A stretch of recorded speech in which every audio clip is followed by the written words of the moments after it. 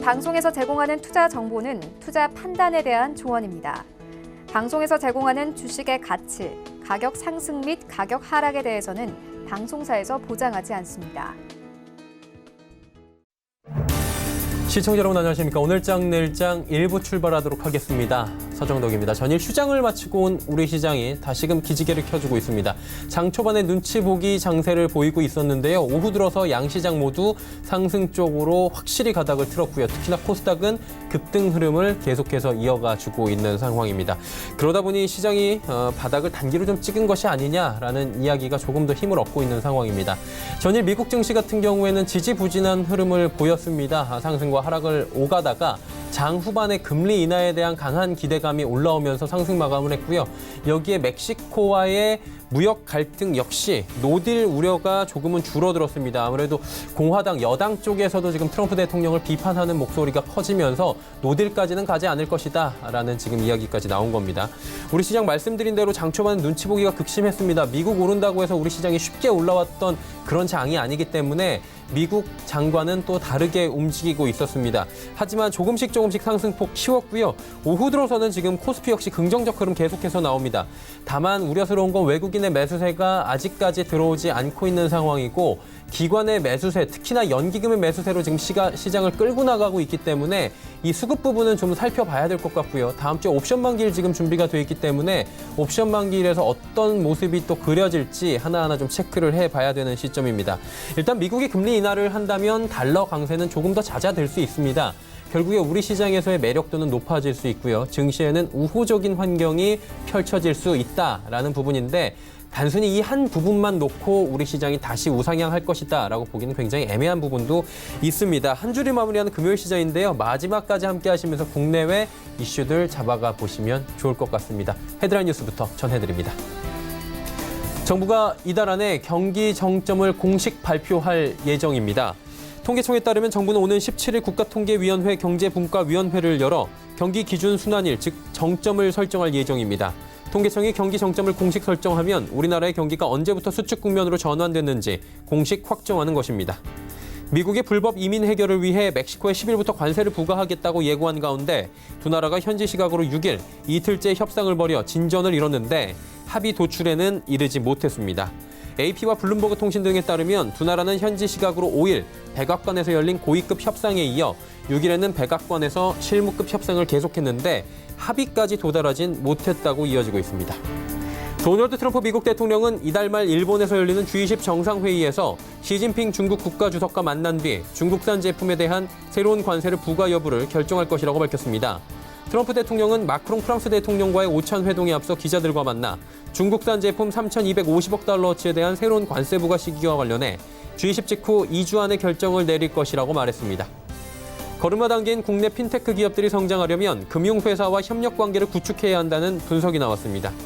금감원은 핀테크 기업들이 인수합병과 투자 유치를 통해 규모를 확대하고 전자상거래 등 비금융 플랫폼을 확보한 빅테크 기업들이 금융업에 진출하는 것이 세계적인 추세라고 소개했습니다.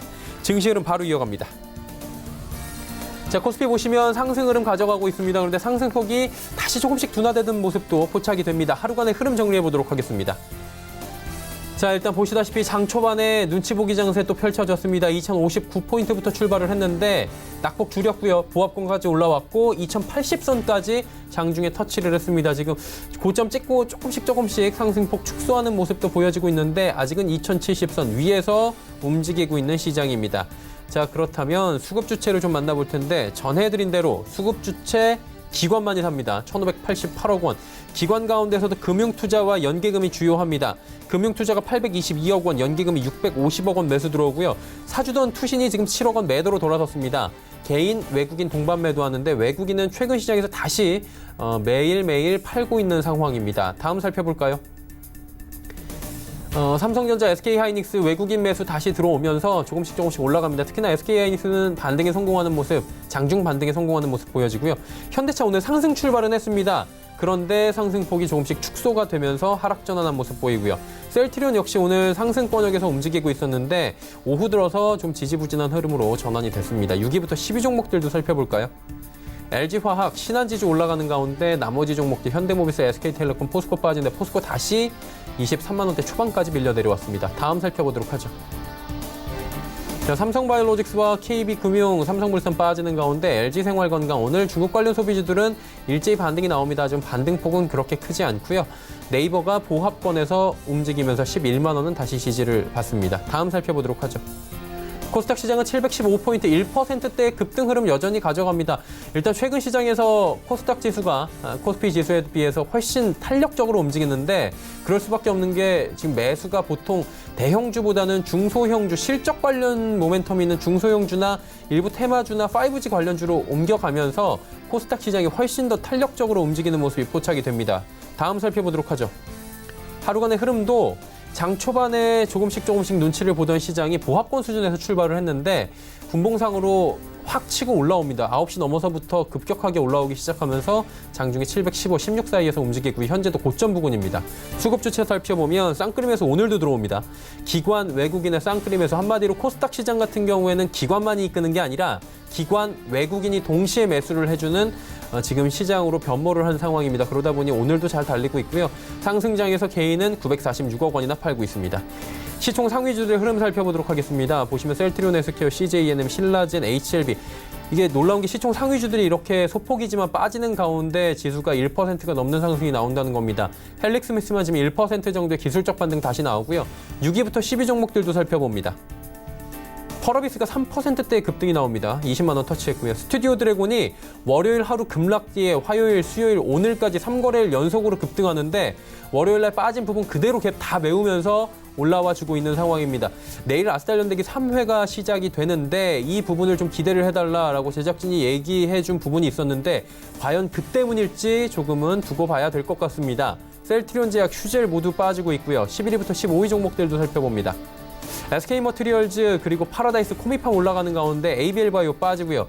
KMW 놀랍습니다. 지금 5G 관련 대장주라고 할 수 있는 KBMW가 3일 정도의 조정을 마치고 다시금 우상향하는데 상승폭이 무려 10.34%가 나오고 있고 KMW와 대장주격인 오이솔루션, 다산네트워크스 등이 잘 달리니 전체적으로 5G 관련주들 오늘 아웃퍼폼이 굉장합니다. 다음 살펴보도록 하죠. 원달러 환율은 1180원까지 움직입니다. 장 초반에 1178원대에서 움직이고 있었는데 소폭씩 올라오면서 다시 1180원 터치를 하면서 소폭 강달러가 펼쳐지고 있는 상황입니다. 금일 본 방송에서 제공해드리는 정보는 투자 판단에 대한 조언일 뿐입니다. 해당 주식의 가치와 수익률 보장해드리지 않는다는 점 참고해 주시길 바랍니다. 시장 이슈 바로 점검하도록 하겠습니다. 펠리제 투자일리서치 김민수 대표 연결되어 있습니다. 대표님 안녕하십니까? 네, 안녕하십니까? 예, 분위기가 사실 저희 오늘 오전에도 만났었잖아요. 그때하고 지금 분위기 좀 달라진 것 같습니다. 시장 정리 한번 해주시고요. 전망 같이 듣고 싶고요. 다음 주 이야기까지 함께 나눠보고 싶은데요.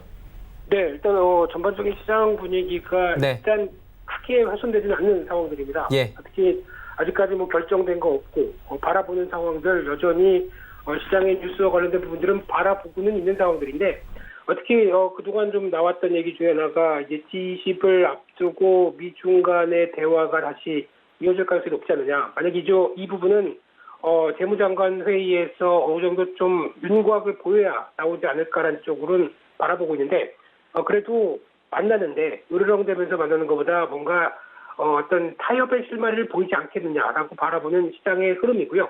거기다 또 하나 지금까지 나온 뉴스를 봤을 때는 멕시코 관세에 대한 부과가 어떤 합의가 조금 도출되지 않겠느냐. 그래서 당장 6월 10일부터 5% 관세 부과를 이어질 걸로 보여지고 있는데 여기서 좀 주말 사이에 변화가 나오지 않을까라는 쪽도 보여지고 있고요.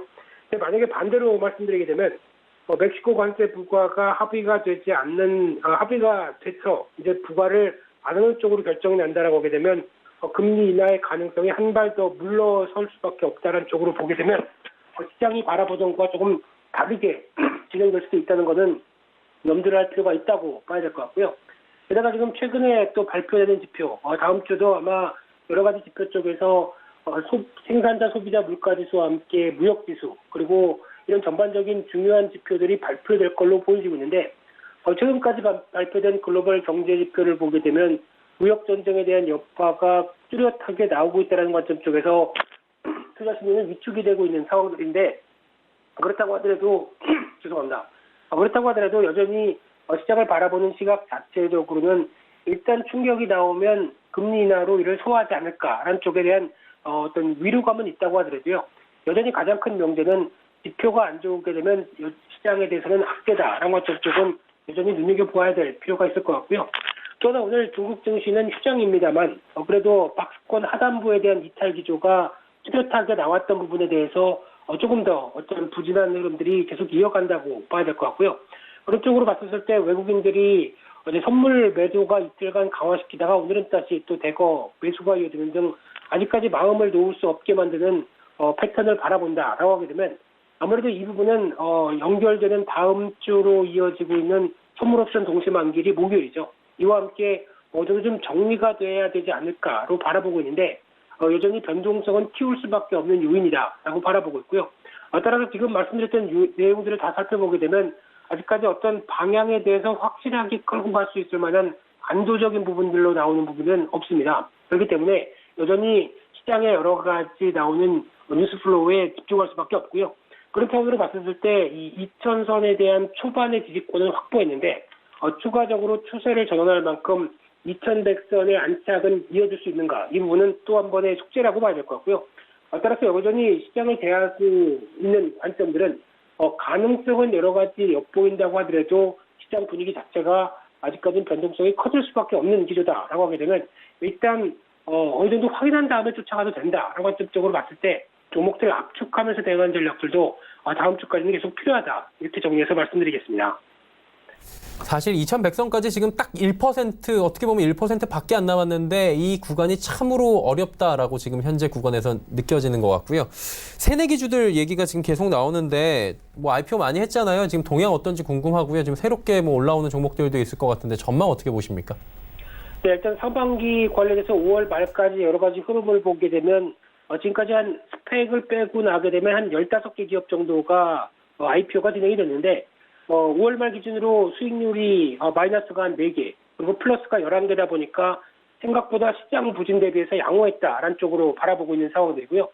그와 함께 또 내용을 보게 되면은 바이오나 의료 쪽이 한 33% 정도 차지를 하고 있는데 과거 IPO 시장을 봤었을 때는 우리 이쪽이 50%가 넘을 정도로 육박할 만큼 바이오주가 뜨거웠었는데 약간 시장 분위기를 타고 있다라고 봐야 될 것 같고요. 그 밖에 의외로 선전한 쪽이 IT 관련된 쪽입니다. 이쪽이 한 33% 정도 진입을 하기 시작하면서 시장에서 그래도 IT 관련된 모멘텀은 IPO 시장에서 떨어지지 않는구나라고 바라보고 있는 상황들이고요. 수익률 수준을 봤을 때는 가장 뚜렷했던 게 컴퍼니 K였었죠.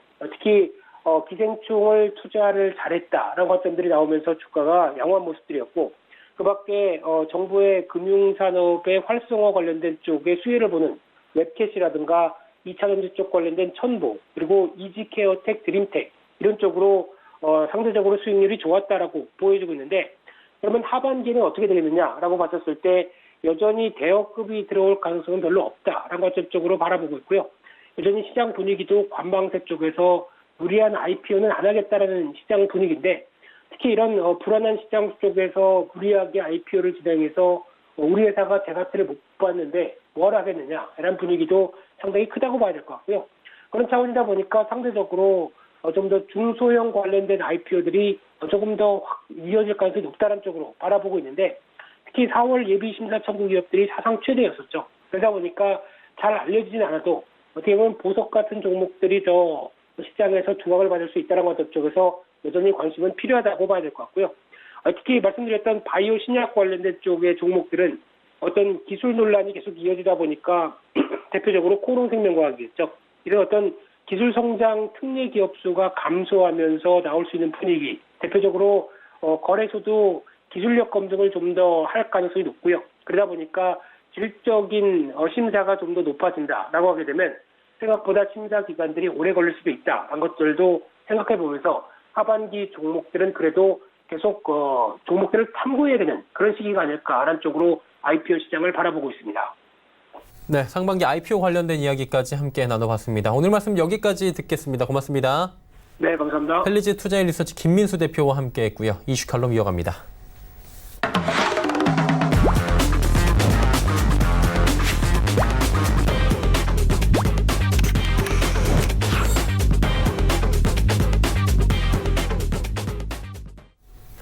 이슈 칼럼 시간입니다. 참 좋은 경제연구소 이인철 소장과 함께합니다. 소장 안녕하세요. 네, 미중 간의 무역 분쟁은 뭐 지난주에도 그렇고 오늘도 그렇고 여전히 이제 거의 뭐 제자리 걸음 수준으로 더 이상 나가지도 않고 더 이상 그렇다고 줄어들지도 않는 상황인데 이제 옆에서 이야기들이 많이 나오잖아요. 라가르드 총재가 미국, 중국 둘 다 별로다 지금 상황이 좋지 않다 그러니까 끝내라 뭐 이런 얘기로 돌린 것 같은데 어마어마한 글로벌 총생산이 감소한다라고 하는데 이게 사실 감이 안 오잖아요. 네. 이게 어느 정도 규모인 거예요? 일단 그 IMF는 G20 정상회담을 앞두고 이게 이제 IMF 연차 총회도 겹쳐 있거든요. 예. 그리고 세계은행 총재들이 같이 모여서 G20 정상들이 이제 회의하는 거기 때문에 그 이전에 세계 경제 전망을 내놓습니다. 그러니까 지금 G2의 싸움을 제가 이제 회장 내지는 뭐 학교 부회장에 이제 비유를 하는데 사실 전 세계적인 미중 무역 분쟁이 지금 한 1년여 넘게 이제 현실화됐고 그렇죠. 그동안 관세 폭탄을 서로 주고받았고 이런 걸 감안하게 되면 지금까지 시행된 관세 조치 그리고 앞으로 예상되는 조치를 고려했을 때 이제 전 세계에서 GDP 글로벌 총생산의 4,500억 달러 이거를 이제 단순 환산해 보면 약 53조 원에서 54조 원이에요. 540조 원에서 530조 원 정도 되는 돈입니다. 우리나라 1년 예산보다 예산이 470조 원이거든요, 그렇죠. 올해. 네. 이게 한 남아공 예산을 웃도는 거예요. 자, 이 정도면 굉장히 그 전 세계 GDP에서 차지하는 비중을 따져보면 한 0.5% 성장률을 끌어내리는 겁니다. 그런데 이 라가르드 총재가 이제 국가별로 성장률 전망치를 내놨는데 예. 이중적인 태도를 보이고 있습니다. 미국에 대해선 성장률을 높이고요. 예. 중국에 대해서 내리고 있어요. 이 얘기는 간접적으로 회장한테 싸움 그만둬라 얘기를 못하니 야, 중국 니네가 더 타격이 커. 그러니까 꼬리를 내리지 이런 시그널인 거예요. 그러니까 지금 사실은 유럽연합도 지금 트럼프 대통령은 어느 쪽에 다음 화살을 돌릴 것인가에 유럽연합도 포함되어 있습니다. 사정권 안에 다 있잖아요. 맞습니다. 예. 뭐 이제 에어버스를 타겟으로 할지 아니면 자동차를 타겟으로 그쵸. 한다 하더라도 유럽연합은 포함되고요. 예. 그다음에 일본은 이미 아베랑 만나서 여러 이제 환대를 받았음에도 불구하고 청구서를 내밀었어요. 그러니까 일본이 타겟이 될 수도 있습니다. 어쨌든 트럼프 대통령의 입장은 일단 사실은 이미 이제 그 관세 폭탄을 예고하고 난 다음에 그게 이제 출항 시점이었기 때문에 출항돼서 도착하는 시점까지 시일이 걸렸어요. 이제 이미 중국산 그리고 미국산은 서로 관세가 적용이 됩니다. 그럼에도 불구하고 추가 남아있는 게 있어요. 예. 이 남아있는 걸 언제 부과할 거냐? 이 3천억 달러 상당의 남아있는 중국산 수입품에 대한 관세는 일단 G20 정상회의에서 시진핑 만나보고 그때 결정하겠다. 이게 그나마 그러면 적어도 이달 말까지는 서로 이제 이것 때문에 불협화음은 없지 않겠느냐라는 기대감이 반영이 되면서 뭐 미증 시도 조금 반등을 했고요. 우리 증시도 숨통을 튀고 있는 것 같습니다. 이게 어떤 분들은 아빠 엄마 싸움으로 보잖아요. 그래갖고 지금 하는 게 아빠가 엄마한테 하는 거 봐서 그러니까 이런 느낌으로 지금 받아들이시는 분들이 있는데 과연 어떻게 하는 걸 어떻게 봐서 어떤 게 나올지 좀 지켜봐야 될 것 같은데 지금까지의 형국으로 봐서는 그 시진핑 주석도 물러날 생각은 없는 것 같은 게 지금 러시아 푸틴 대통령 만났어요. 맞습니다. 5G 둘이 협력한다 그래가지고 새로운 또 이제 협력 관계가 나오는 거 아닌가라는 얘기가 나오고 있어요. 계속해서 이제 이 무역 관세 품목을 갖고 많은 중국은 이제 상대적으로 미국산 수입이 적기 때문에 안 됩니다. 그러다 보니까 개별 기업 내지는 국채 그리고 트럼프 대통령의 표밭 겨냥한 농산품들 겨냥해 왔는데 가장 좋은 건 우방국을 많이 끌어들이는 거예요. 그렇죠. 그러다 보니까 지금 사실은 그 우방국 가운데서도 러시아는 굉장히 상징적인 의미가 있는데 일단 남북 문제에 대해서도 그리고 이제 북미 정상회담과 관련해서도 안보리 이사국이고 그렇죠. 그러다 보니까 이 지금 거의 3시간에 걸친 이제 이 러시아와 중국 정상 간의 그 합의 내용을 좀 보면 이번에 에너지, 과학기술, 우주항공과 같은 분야에서 기술 협력을 강화하겠다. 그리고 이제 계속해서 화웨이를 때리고 있는데 이 5세대 장비를 만들고 있는 화웨이의 부회장과 그리고 러시아 통신회사 MTS의 사장이 서명을 합니다. 올해부터 내년까지 화웨이의 5세대 기술 개발과 시범 육성 사업을 위한 협약을 체결했습니다. 이 얘기는 지금 러시아와 중국 정상이 만나는데 개별 기업이 가서 합의를 했다라는 건 미국으로부터 보여주겠다는 겁니다.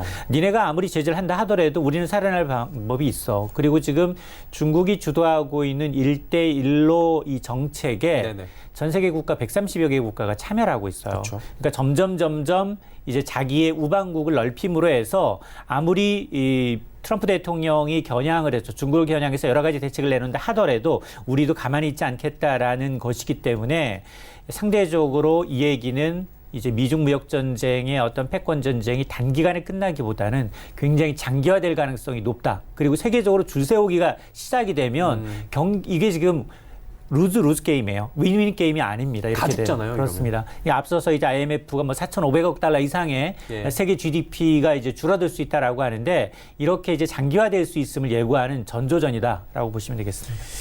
결국에는 지금 시진핑 국가주석 역시 쉽게 지금 파웨이 건드렸다고 해서 뭐 넘어갈 공사는 아닌 것 같은데 그러다 보니까 노무라 증권에서 재밌는 보고서 냈더라고요.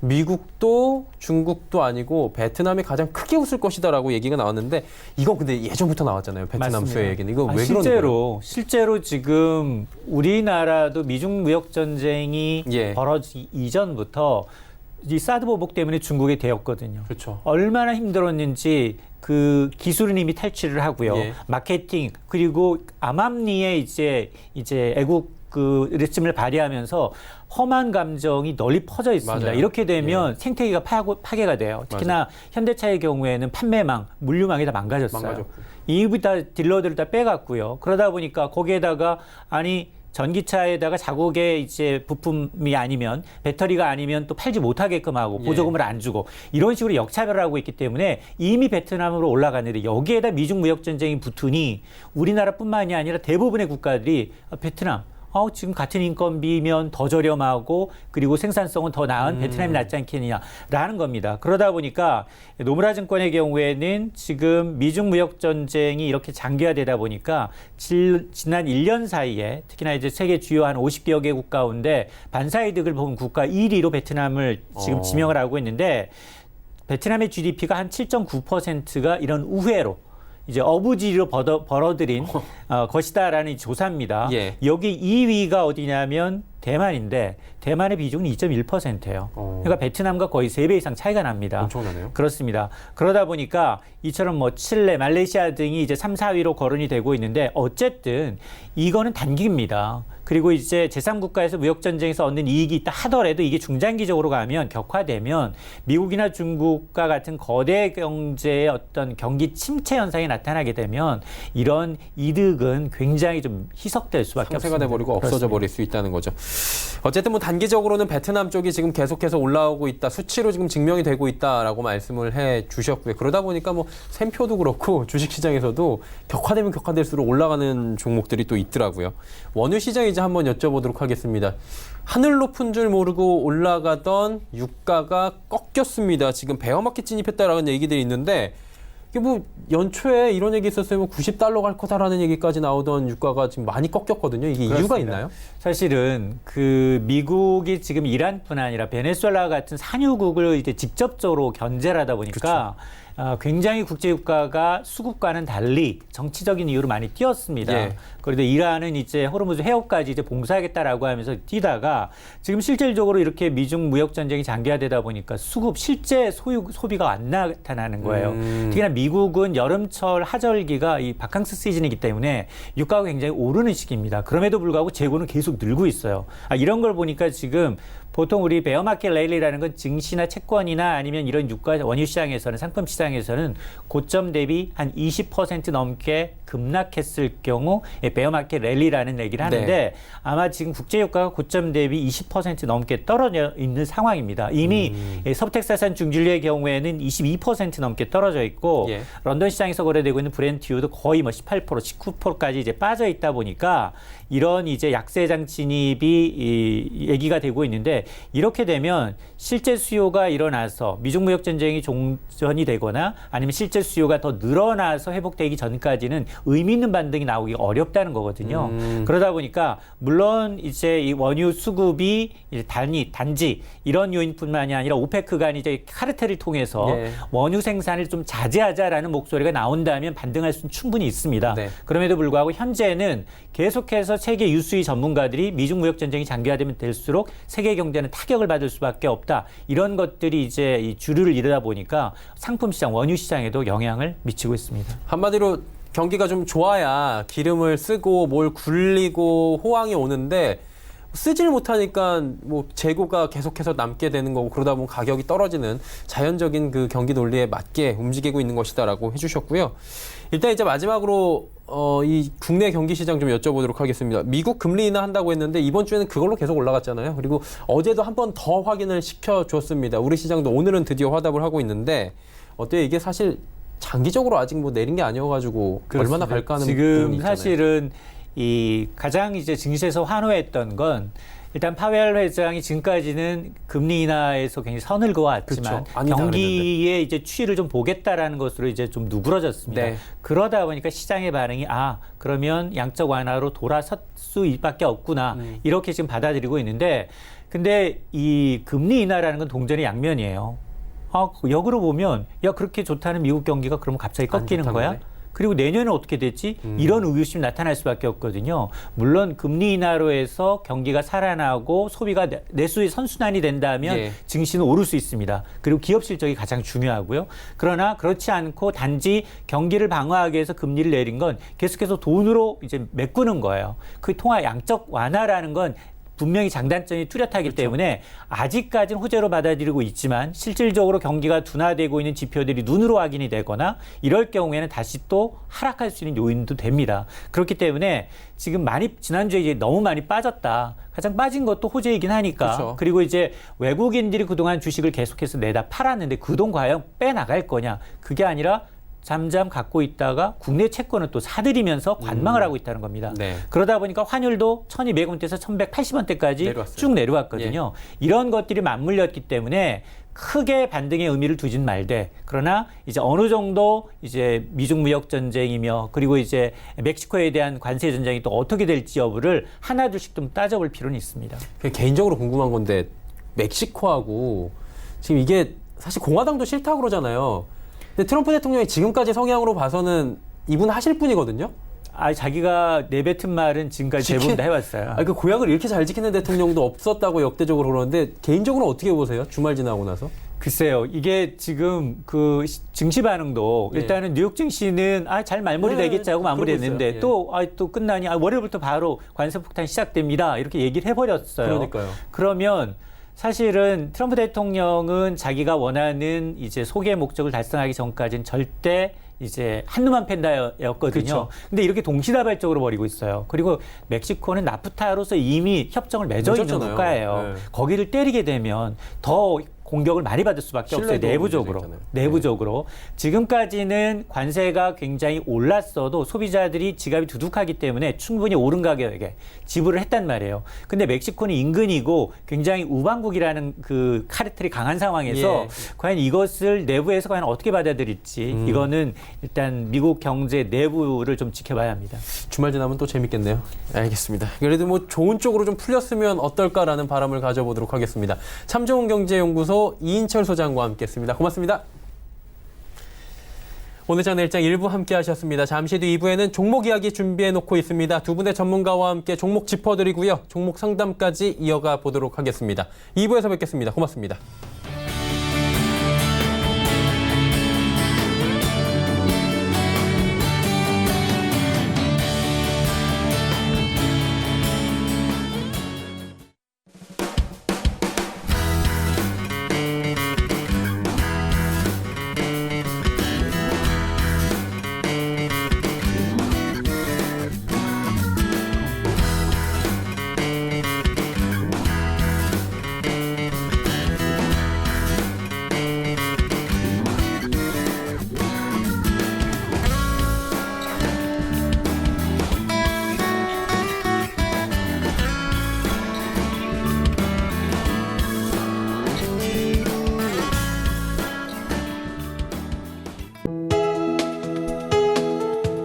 방송에서 제공하는 투자 정보는 투자 판단에 대한 조언입니다.